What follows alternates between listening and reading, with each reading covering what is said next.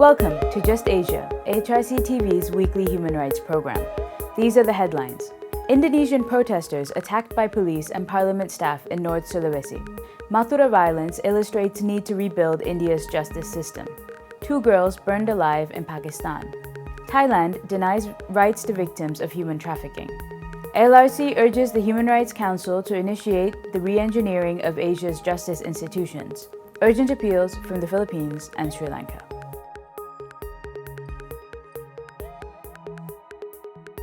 Welcome to AHRC TV's Just Asia. I'm Jessica Fernando. We begin with Indonesia and the police attack on a peaceful public protest organized by the Indonesian Student Christian Movement on June 1st at the Manodo Parliament Office, North Sulawesi Province. Mostly university students, the protesters were calling for professionalism by parliament members and the prosecution of parliamentarians involved in the illegal drugs trade. The protesters were then invited to a dialogue with some of the parliamentarians. In the plenary room, the students requested that the chairperson of the parliamentarians should also attend. While they were waiting, the students were suddenly attacked by police officers.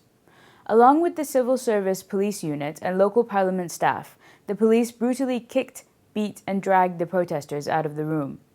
Once outside, they were attacked by tear gas and continued to be beaten by the police and staff.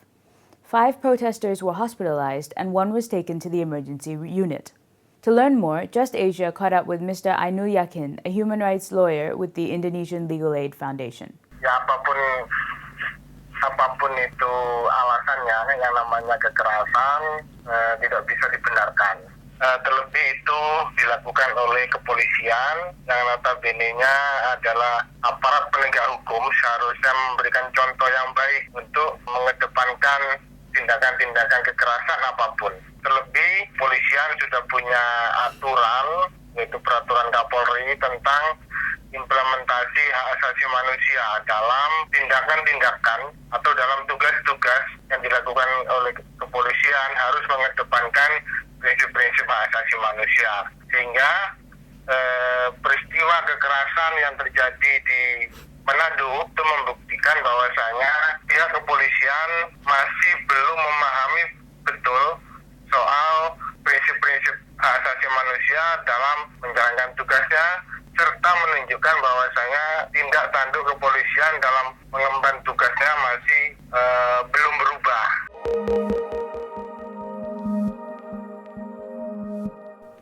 Moving to India, an encounter between the police and a semi-religious cult left at least 29 dead in Mathura, Uttar Pradesh on the 2nd of June. The dead included 2 senior police officers, a superintendent of police, and a station house officer. The police were attempting to enforce a high court order to evict members of the Azad, Bharat, Vidhik, Vaicharik, Kranti, Satyagrahi, who were illegally occupying Jawahar Bagh, a public park, for more than 2 years. Initially, the group had sought permission to stay there for 2 days. Subsequently, the group occupied the whole park and converted it into a fortress out of reach of the law enforcement agencies. Enjoying political patronage, the cult was able to carry out clandestine activities despite local opposition and various police cases filed against its usurpation of the land. Violent attacks were made on those who tried to enter the park. The Mathura encounter comes on the heels of the Pathildars movement in Gujarat and the Jat movement in Haryana, both violent movements by caste communities to address injustices, whether perceived or real. All these instances expose how political parties nurture the ambitions of these groups for their petty and immediate political interests, with no intention of addressing them. It also underlines the unwritten agreement among the political class of keeping the police as its uninformed henchmen of the regime rather than impartial law enforcers. The Mathura violence is yet another reminder of the need to build a justice system that places a heavy and deterrent cost on crime and allows justice institutions to do their job.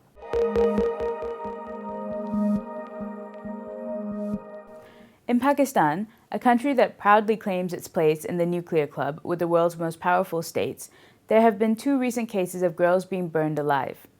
On 29th April, 16-year-old Amber was drugged and set on fire on the orders of an illegal jirga for helping her friend elope in Khyber Pakhtunkhwa province. Her charred body was found in a Suzuki van. The brutal attack was meant to teach a lesson to girls in the area and prevent the incidents of love marriage. On June 1st, 19-year-old Maria Sadakat was burned alive in Punjab province for refusing to marry her suitor, the son of a school principal who had employed her as a teacher. Maria was attacked on her return home from school.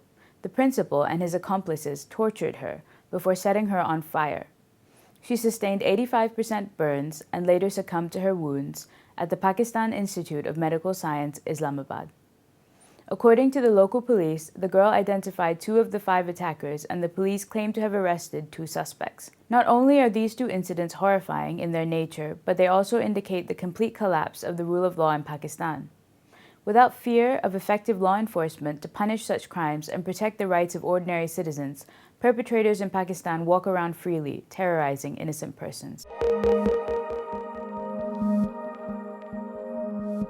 Moving to Thailand. Prime Minister Prayut Chan-o-cha pledged on June 6th to speed up investigations into human trafficking cases, most of which involve government officials. Speaking at an event held to mark the National Human Trafficking Awareness Day at Government House on Monday, Prime Minister Prayut acknowledged that since 2014, the number of human trafficking cases had increased, and thus investigations should also be speeded up. Statistics provided by the Social Development and Human Security Ministry indicate that there are about 150 human trafficking cases, and 34 government officials have also so far been punished. Among those implicated in trafficking networks are government officials, police, local politicians, and military officers. Rights groups have expressed their concern about human trafficking in Thailand, particularly as the rights of victims have been reduced by the government and the court. Victims staying in government shelters, for instance, cannot access legal assistance. In some cases, the government did not allow the victim to even meet with their lawyer. In the court, meanwhile, judges said that the victim cannot be a co-plaintiff with the public prosecutor. For more information, Just Asia speaks to Mr. Papop Siomhan, coordinator of the Anti-Labor Trafficking Project. The problem and the obstacles of helping victims of trafficking to access to the justice is that, first point, lack of knowledge of law enforcement officers who working on subjects of human trafficking. As you know that trafficking case is challenging case, the traffickers are influential people and they are always hiding the evidence to protect themselves from the prosecution. So, if the law enforcement officers, especially inquiry officer, doesn't have enough skill and knowledge to deal with human trafficking case, they might not see the whole picture of human trafficking case, and they will dismiss the case, not the human trafficking case. The second point is that the participation of victim in legal process. The judge are very strict and has some different perspective in the issue of the position of the victim of trafficking in the court procedure. Now, the judge recently dismissed the statements of victim become a co-plaintiff because the judge said that the trafficking charge is an offense against the state. It means that victims are considered as the witness and cannot demand the compensation.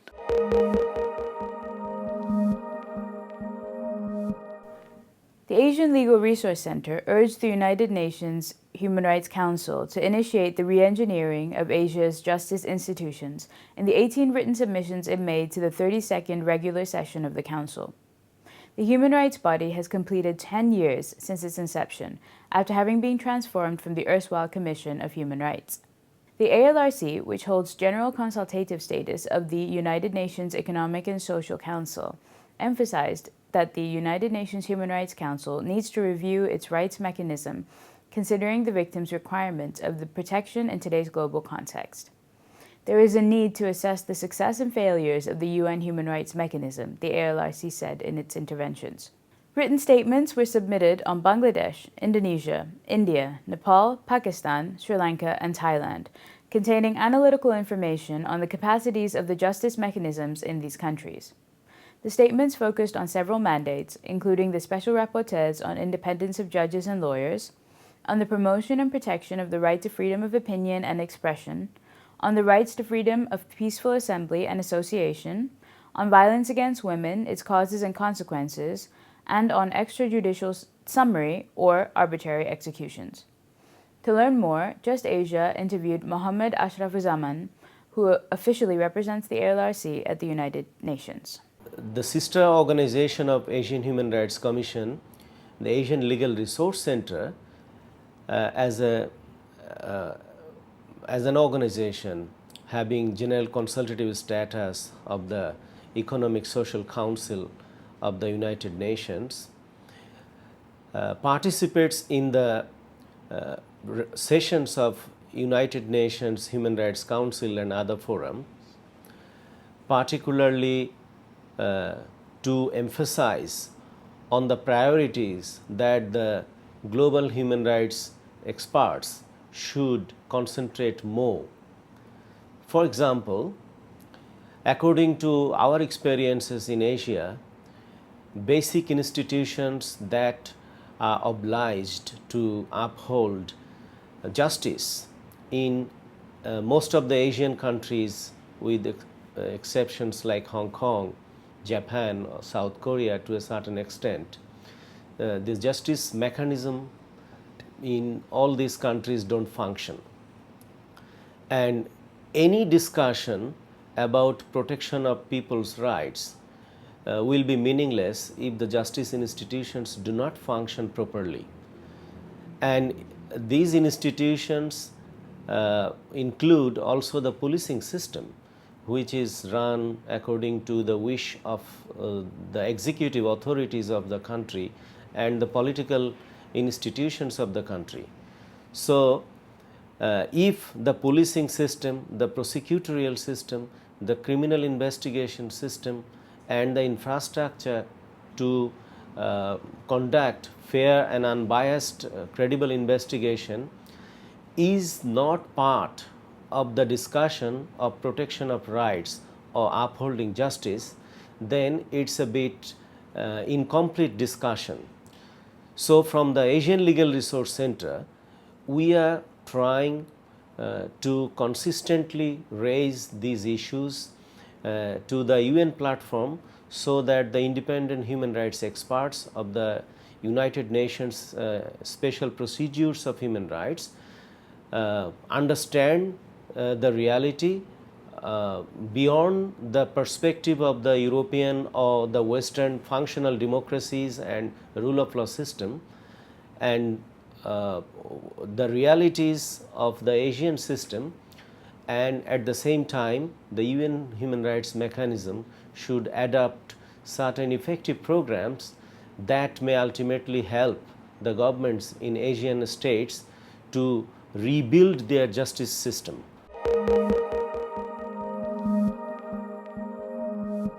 Finally, Urgent Appeals Weekly features 2 stories from the Philippines and Sri Lanka. In the Philippines, an indigenous community was harassed by members of the 23rd Infantry Battalion in Agusan del Norte, where soldiers opened fire at a couple who ran away from their home in fear. Since 28 April 2016, the Higao non-ethnic minority has been harassed due to conflict between the armed forces and the rebels. And in Sri Lanka, Ms. Pushpakumari Hunukumura was slapped by the officer in charge of Peradeniya police station when she refused to come to a settlement against the perpetrator who assaulted her.